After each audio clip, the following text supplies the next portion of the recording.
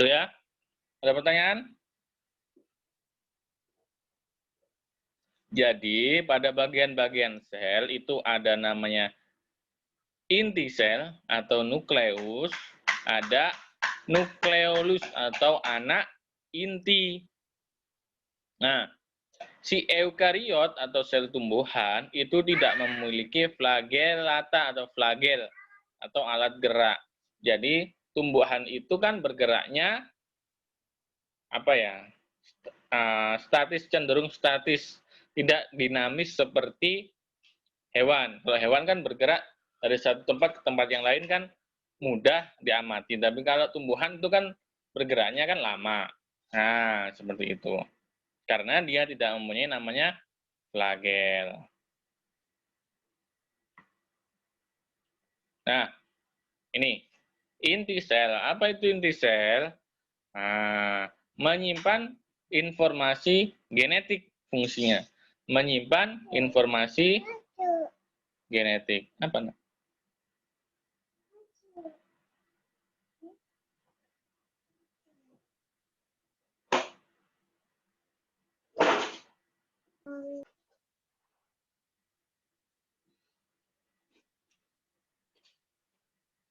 Oh, ada duplikasi atau replikasi atau transkripsi DNA.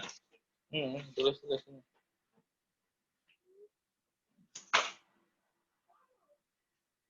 Ya. Nah, apa itu asam nukleat? Di dalam inti sel itu ada DNA. Nah, DNA ini terdiri dari asam nukleat atau nucleic acid. Nah, merupakan makromolekul. Bentuknya bisa berupa DNA atau RNA. Beberapa organisme bersel tunggal seperti virus, tubuhnya hanya terdiri dari DNA atau RNA saja. Ya, ini mengindikasikan bahwa si virus memang bukan makhluk hidup sejati, ya.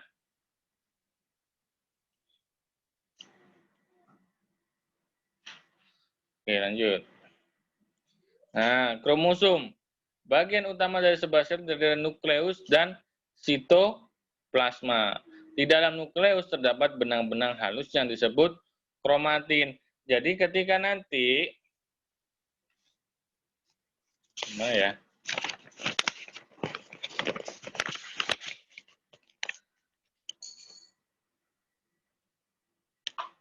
Jadi semua ini inti sel atau sel. Nah, ada namanya sitoplasma. Nah, sitoplasma ini ketika membelah akan ada benang-benang halus semacam ini. Nah, benang-benang halus itulah yang dinamakan dengan kromatin. Jadi ketika kalian melihat mekanisme pembelahan sel, maka akan akan mengetahui. Bila sel siap membelah, bila sel siap membelah, benang-benang halus tersebut dipintal dan membentuk kromosom. Ya, jadi yang membelah tadi kan kromosom yang terdiri dari nukleus pada bagian sitoplasma. Jadi nanti membelah di ujungnya semuanya dia seperti telur. Nah, di ujung-ujung telur itu ada namanya sitoplasma. Nah, ketika mau membelah selnya ini toh, nah ini ada benang-benang halus yang disebut kromatin. Ketika nanti sudah membelah, maka kromatinnya ini akan membentuk kromosom dan masuk ke dalam sitoplasma. Kromosom adalah satu struktur padat yang terdiri dari dua komponen molekul, yaitu protein dan DNA. Ya. Jadi apa struktur kromosom? Kromosom itu terdiri dari protein dan DNA. Ya. Ingat-ingat, struktur kromosom itu protein dan DNA. Okay? DNA. Ya, Pak.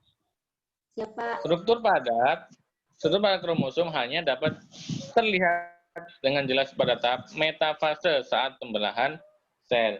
Jadi ada pembelahan mitosis dan meiosis. Nah, ketika pada tahap metafase, ketika benang-benang halus ini sudah itu seperti ini berbentuk, nah itu dapat dilihat. Tapi setelah fase metafasenya selesai, maka benang-benang ini akan membentuk kromosom, ya.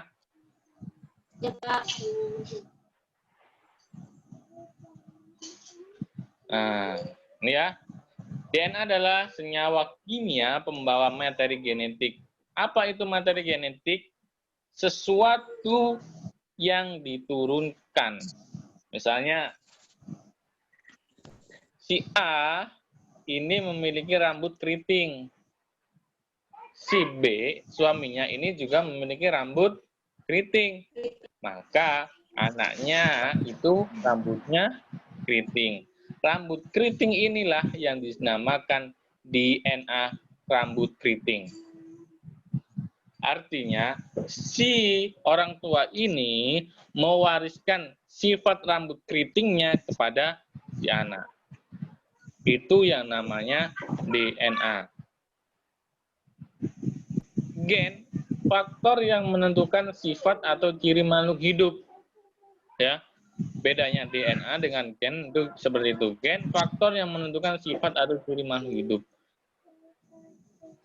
Ketika DNA ini sudah berisi materi genetik tadi, materi gen. Nah, gennya ini yang ada dalam di DNA. Nanti faktor yang menentukan sifat-sifat yang muncul tadi itu namanya fenotip. Ya. Tadi kan bentar azan dulu.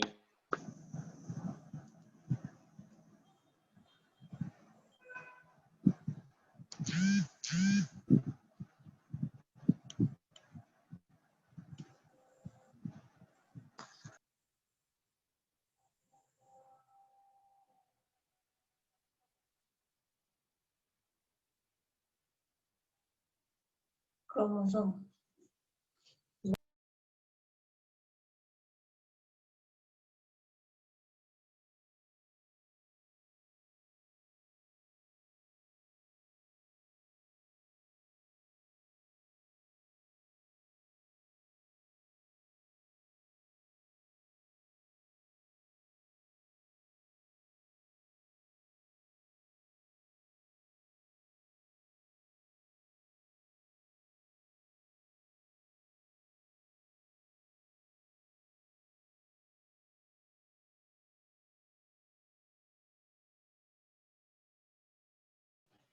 Siapa saksi kalau sakit?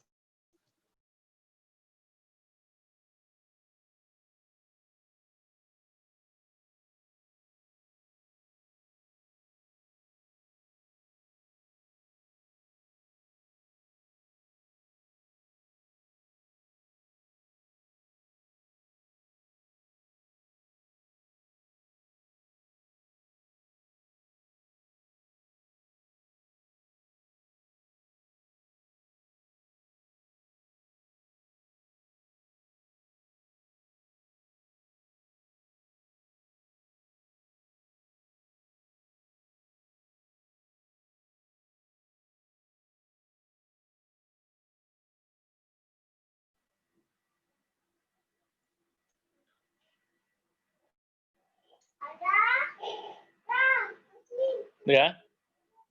Udah lanjut. Nah, kalian bisa baca itu apa kromatin, kromomer, kromosom, gitu ya. Nah, gen dan molekul DNA. Suatu gen merupakan suatu urutan basa yang menempati suatu lokasi spesifik pada molekul DNA. Jadi, si DNA ini terdiri dari gen. Nah, ini nih gennya. Nih gen. Ini gen. Nah, ini gennya. Nah, gen A akan terhubung dengan gen B. Seterusnya, panjang sekali dalam tubuh itu, dalam kromosom itu. Kalau dipanjangkan akan jadi panjang sekali. Gen ini mengontrol sifat khusus dengan membuat suatu protein khusus dalam jumlah tertentu. Nah, ini yang tidak bisa kita kita biaskan, atau bahwasanya kita ini memang makhluknya atau memang ada pencipta kita di dalam alam semesta ini. Nah, karena kita ini manusia tidak pernah menyuruh diri kita untuk membuat yang namanya gen. Tidak pernah menyuruh diri kita ini membuat DNA dan lain sebagainya. Itu semua terjadi secara tidak kita sengaja, tapi disengaja sama yang menciptakan kita. Itulah kita sebagai manusia harus selalu bersyukur bahwasanya diri kita sendiri ini tidak mampu mengontrol diri kita, tapi Tuhan yang Maha Kuasa yang mampu menjalankan semua roda kehidupan yang ada di dalam tubuh kita. Ya. Siap, Pak. Nah, ini ada pengemasan DNA. Jadi, ketika si DNA ini sudah menggabung antara gen satu dengan gen lain, akan menggabung, akan terjadi yang namanya kromosom. Nah, si kromosom ini nanti akan menebal di dalam nukleus. Ya. Selama interfase, benang kromatin umumnya membentang sangat panjang dalam nukleus. Jadi nukleusnya ini akan semakin lama semakin membesar dan akan mengalami pembelahan. Ketika sel bersiap mitosis, kromatin akan menggulung dan memadat membentuk kromosom tebal dan pendek yang dapat dilihat dengan mikroskop cahaya. Kromosom eukariot mengandung satu heliks ganda DNA linier tunggal yang pada manusia biasanya memiliki 2 kali 10 pangkat 8 pasang nukleotida. Ya. Jadi si gen-gen tadi itu sampai panjangnya 2 kali 10 pangkat 8. Artinya 10 pangkat 8 itu 2, nolnya ada 8. Berarti 200 juta rangkaian DNA sangat panjang. Nah, itu hanya terdapat pada satu sel.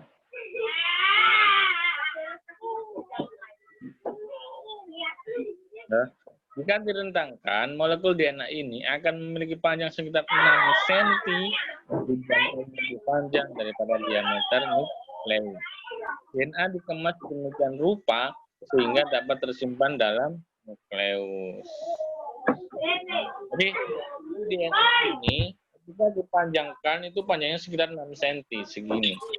Tapi dikemas sedemikian hingga oleh pencipta Tuhan semesta alam sehingga dia ini mampu masuk ke dalam.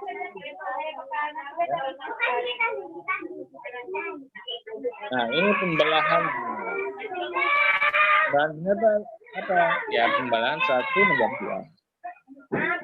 Ya. Kromosom bakteri menempel pada membran plasma, membran sel. Bagian yang menempel mengalami replikasi. Awalnya 1 menjadi 2. Oke. Awalnya 1 menjadi 2. Namanya replikasi. Replikasi itu artinya bagian kromosom itu membelah menjadi 2 yang dinamakan dengan replikasi. Dan setelah dia bereplikasi, maka kan ada 2 nih kromosomnya. Nah, 2 kromosom ini tidak mungkin ada dalam satu sel, maka dia akan mengalami pembelahan. Maka terbentuklah sel anakan. Seperti itu. Jadi kalian nanti kalau ada pertanyaan, ini proses apa? Oh, itu proses pembelahan biner pada bakteri. Pertanyaan?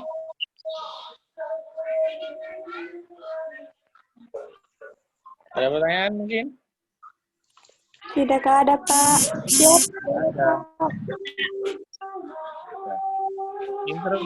Interfase.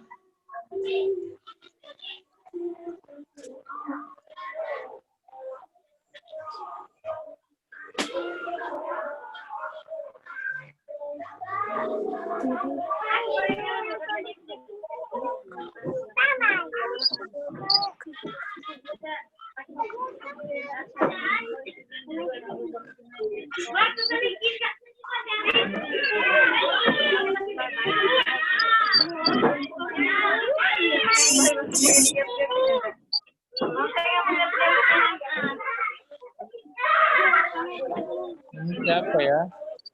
Di mute ya.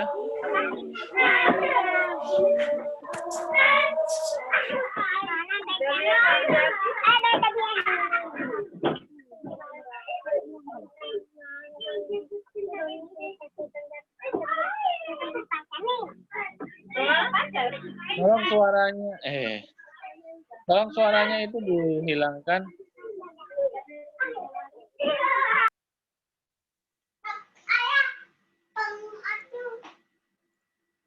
Nah, toh. Oke. Oke, lanjut ya. Nah, ini tahap pertama yaitu interfase. Apa itu interfase? Terjadi replikasi DNA dari satu salinan menjadi dua salinan. Seperti tadi, awalnya satu kromosom menjadi dua. Nah, fase gap 1 sebelum terjadi replikasi DNA. Fase sintesis DNA ini mengalami replikasi sehingga menghasilkan dua salinan DNA. Artinya, dua salinan DNA ini berarti menjadikan selnya itu sama persis dengan induknya. Fase gap 2 replikasi DNA telah selesai dan sel bersiap mengadakan pembedahan. Jadi setelah dia ini satu menjadi dua, kromosomnya tadi, DNA-nya tadi, maka dia sudah siap membelah. Satu sel itu pasti memiliki yang namanya kromosom. Nah, kalau tidak ada kromosomnya berarti dia tidak bisa hidup atau tidak bisa dikatakan sel. Tahap karyokinesis pembelahan inti dan sitokinesis pembelahan sitoplasma. Fase metafase, anafase, telo, fase pembelahan sitoplasma dan diikuti pembentukan sekat sel yang baru. Sekat memisahkan dua inti sebelum menjadi sel anakan. Nah, ini nanti akan memisah seperti yang dijelaskan di sini tadi. Nah, DNA mempunyai cetakan untuk membangun individu makhluk hidup. Kode genetik bersifat universal. Artinya, gen itu kan sudah dikode sama ahli-ahli. Ya, itu bersifat universal. Ada yang tahu asam amino yang ada di kromosom atau DNA? Halo, ada yang tahu? Oke, kalau nggak ada yang tahu, kita lanjut ya. DNA merupakan penyimpanan utama dari material genetik. DNA merupakan suatu polimer di mana satu unit monomer dan D dari DNA adalah nukleotid. Jadi inti selnya ini juga ikut mengalami pembelahan. Ya. Urutan nukleotida di sepanjang DNA berperan sebagai sandi untuk menyampaikan semua informasi yang diperlukan untuk memerintahkan sel agar membuat segala sesuatu yang diperlukan bagi kehidupan. Setiap nukleotida terdiri dari 3 bagian. Bagian pertama yaitu senyawa cincin. Bagian kedua yaitu sebuah gugus gula pentosa, yang kelima yaitu molekul fosfat.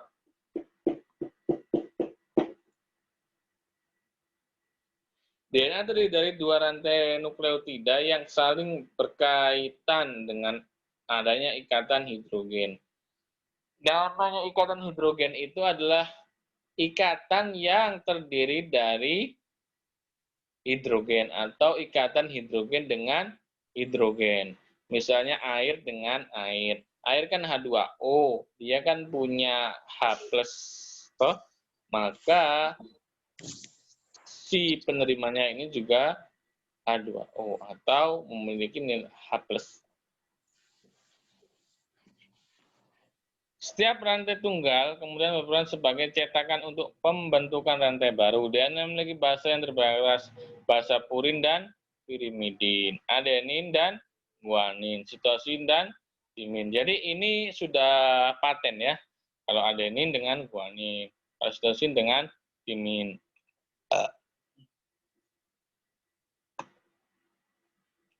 Struktur DNA. Struktur DNA adalah double helix atau rantai pilihan ganda dengan rangkanya yang terdiri dari deoksiribose, fosfat, deoksiribose, dan fosfat. Terdapat ikatan hidrogen antara rantai yang saling berhadapan. Basa purin dan pirimidin yang terikat pada gula deoksiribose dapat berputar bebas. DNA membentuk pasangan basa yang spesifik A, T, arginin, dan timin. 2H bonds G dengan C. Apa tuh G? Guanin. Siapa? Sitosin, oke? Kedua rantai DNA saling berhadapan disebut dengan antiparalel. Nah, ini yang dinamakan pilihan ganda, itu ada dua ini. Nah, sampai panjang sekali. Ya. Nah, dua rantai bergerak dengan arah yang berlawanan.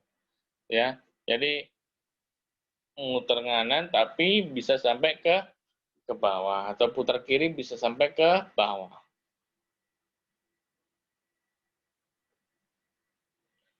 Pita biru yang menunjukkan rantai dua gula fosfat, pasangan basa membentuk penghubung horizontal di antara rantai.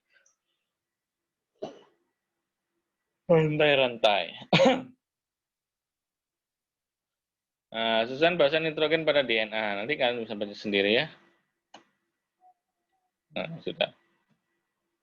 Nah, keempat jenis nukleotid ini tergabung melalui ikatan fosfodiester, yaitu setiap gugus fosfat menghubungkan atom karbon nomor 3 pada deoksiribos dengan atom karbon nomor 7 pada nomor 5 atom karbon berikutnya. Jadi ikatan yang terjadi antara asam amino X dengan Y itu adalah ikatan fosfodiester karena di situ ada namanya hidrogen. Kalau hidrogen dengan hidrogen maka itu ikatan nama ikatan hidrogen. Oke?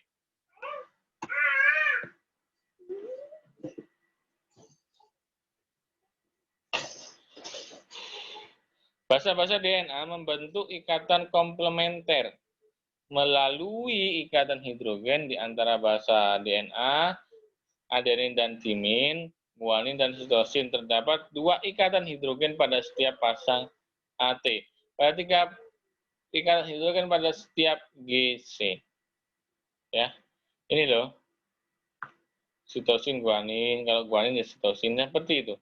Jadi guanin, sitosin, adenin itu tiga hal yang tidak boleh kita lupakan di dalam struktur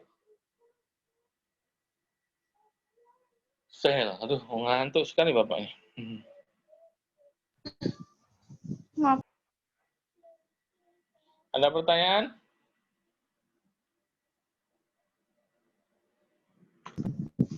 Ada pertanyaan? Siap, tidak ada, Pak.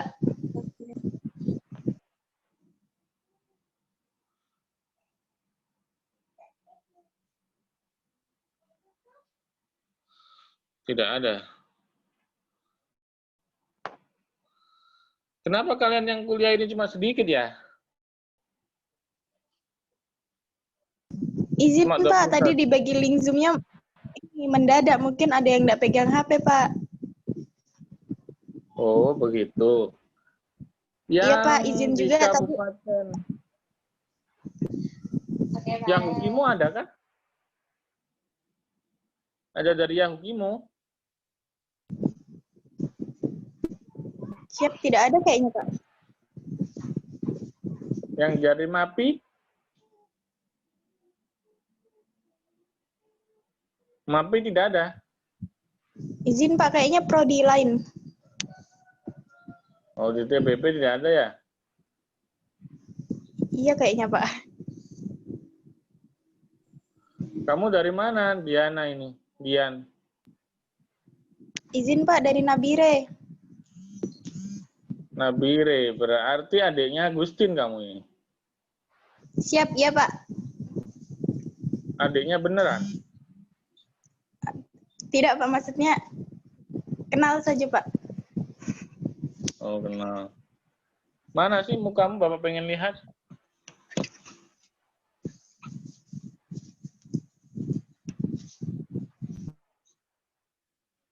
Oh. Nama orang tuamu siapa? Izin Pak, Herianto. Ibumu? Khotimatul Banat Pak. Fatimatul. Iya Pak. Oh. Fatimatul siapa?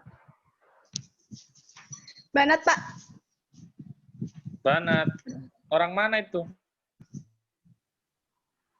Izin Pak, Bapak Jawa Tengah, Ibu Jawa Timur. Oh, Jawa Timurnya mana? Izin Pak, Trenggalek. Oh, iya. Sudah. Ya. Jadi ini.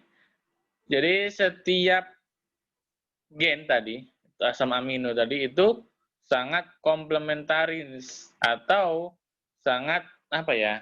Ya itu saling melengkapi. Yang namanya komplementaritas itu saling melengkapi. Artinya ketika guanin yang pasangannya tosin, kalau adenin pasangannya timin gitu ya.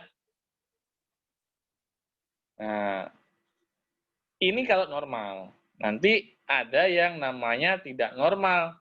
Nah, yang disebut dengan mutasi genetik. Nanti di mata kuliah yang lain. Bapak hanya dasarnya saja. Oke, ada pertanyaan?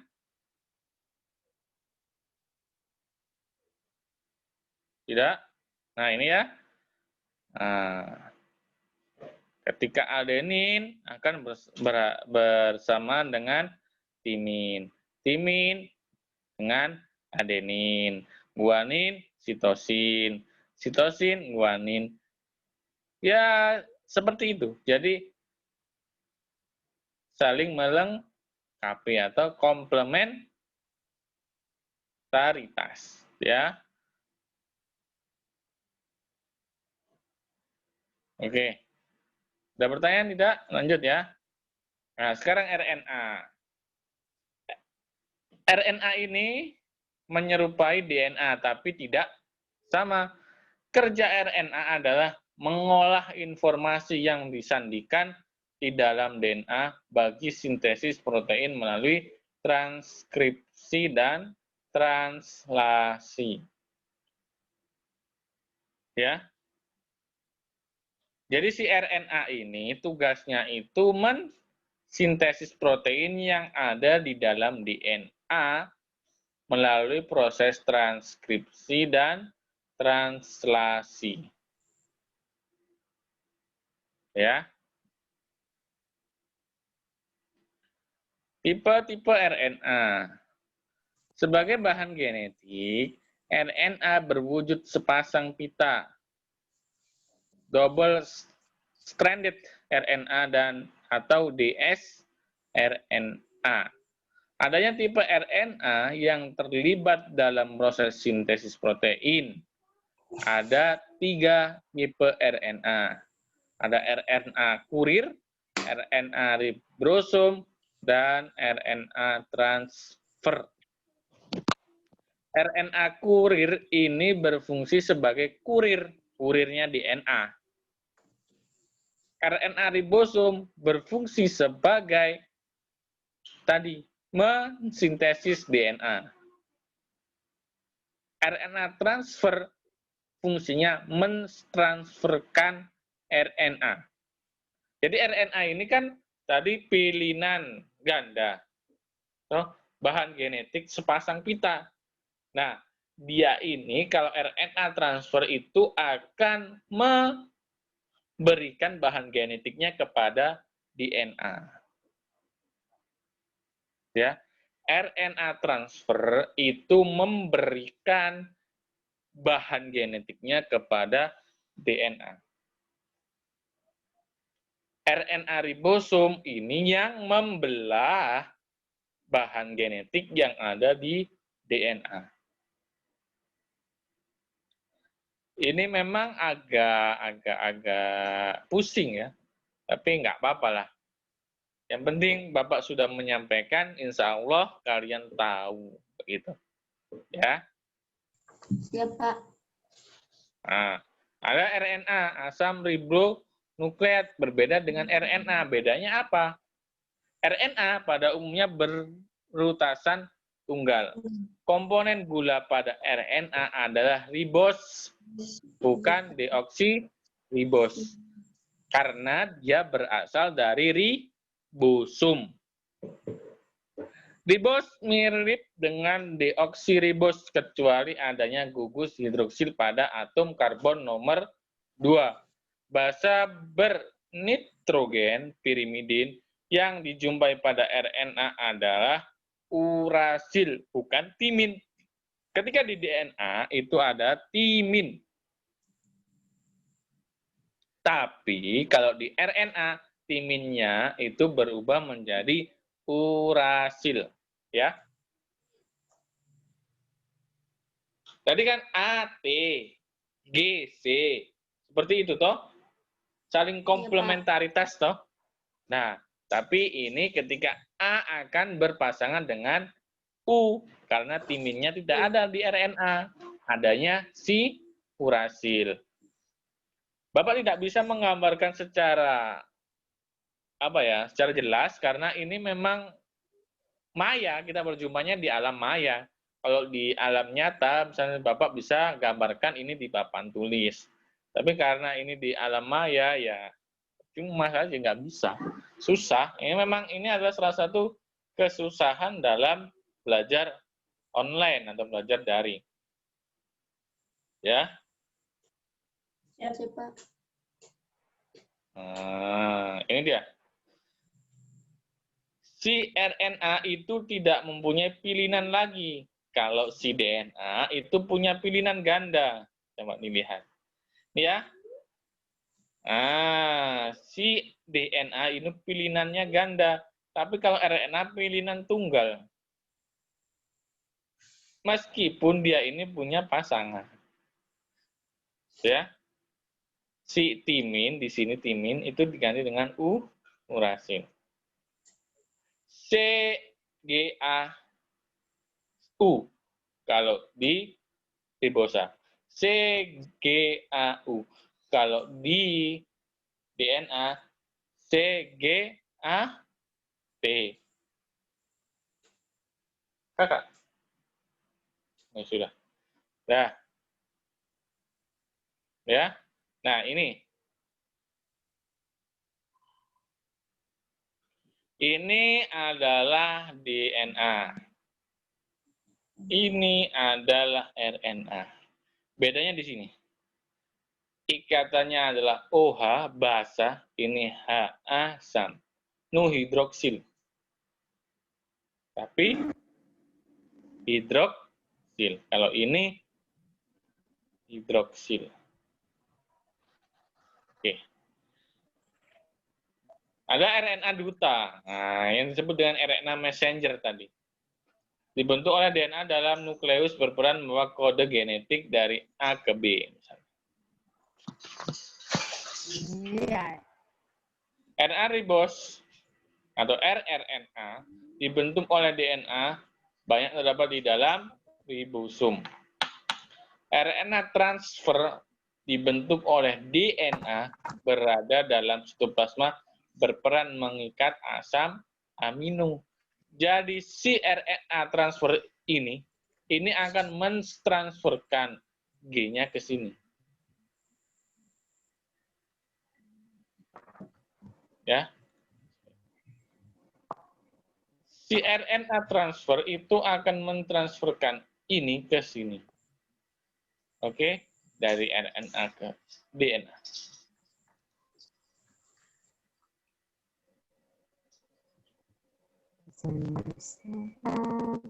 Nah, ini ya. mRNA, rRNA, dan tRNA. Ya. Guanin, adenin, sitosin. Nah, nanti pasangannya apa? Kalau guanin pasangannya sitosin. Kalau adenin pasangannya timin.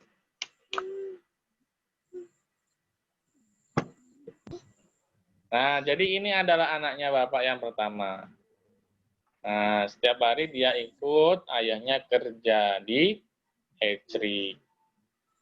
Ya. Udah, saya kerja dulu. Sabar ya. Sebentar balik pulang. Udah, ada pertanyaan? Yang penting kalian hafalkan ini ya. Adenin, urasil, guanin, urasil, sitosin. Kalau A pasangannya apa, kalau U pasangannya apa, G pasangannya apa ya? Ya, Pak. Nah, tadi kan sudah ada di awal tadi guanin sama timin, adenin sama sitosin, gitu toh? Nah, itu akan berlanjut seperti itu terus sampai rantai panjang. Nah, ini ya. Awalnya kan pica-pica ini. Nah, nanti akan ini dibentuk oleh RNA transfer. Nah, si RNA transfer akan memasangkan ini sampai dia benar-benar jadi. Ya. Nah, bagaimana DNA mengontrol perkembangan suatu organisme? DNA membedakan karakteristik satu organisme karena perbedaan urutan asam amino dalam semua protein yang terdapat pada organisme tersebut. Jadi, rantai panjang protein asam amino ini, yang guanin, adenin, sitosin, timin, itu tadi kan adalah asam amino. Nah, rantai panjang asam amino ini, setiap organisme, setiap spesies ikan itu berbeda. Makanya ada yang namanya uji DNA. Ketika spesies A dengan B ini pasti memiliki DNA yang berbeda. Ketika spesies A dengan ibunya A juga itu akan memiliki DNA yang sama. Ya. Kenapa kok ada uji DNA? Itu karena ada perbedaan karakteristik organisme dalam urutan asam amino. Ini kan rantai panjangnya si DNA tadi. Oh, ini rantai panjangnya DNA ini. Setiap makhluk hidup itu berbeda. Misalnya Bapak dengan Dian tadi. Dia lah apa siapalah. Itu pasti akan berbeda salah satu DNA-nya. Asam amino DNA. Karena kita tidak sama satu keturunan. Misalnya satu keturunan itu dia bukan adiknya Bapak. Nah, artinya kemiripannya itu sangat kurang. Ada pertanyaan?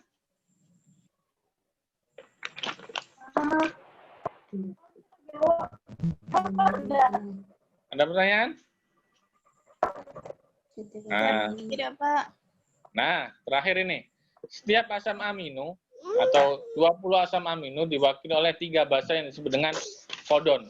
Nah, 3 kodon yang dimaksud kodon tadi itu adalah ACTG. adenin, sitosin, timin, guanin, habis nih nanti nih. Habis. Ya, seperti itu. Jadi ya. Besok akan belajar ini sintesis protein. Nanti Bapak kalian punya grup sendiri toh? Iya. Grup sendiri. Ya, Pak. Ya. Ya. Maksudnya nanti Bapak akan kirimkan ke satu orang PPT-nya, kemudian dimasukkan ke grup kalian sendiri. Bukan grup yang ada dosennya ya. Iya, Pak. Siap.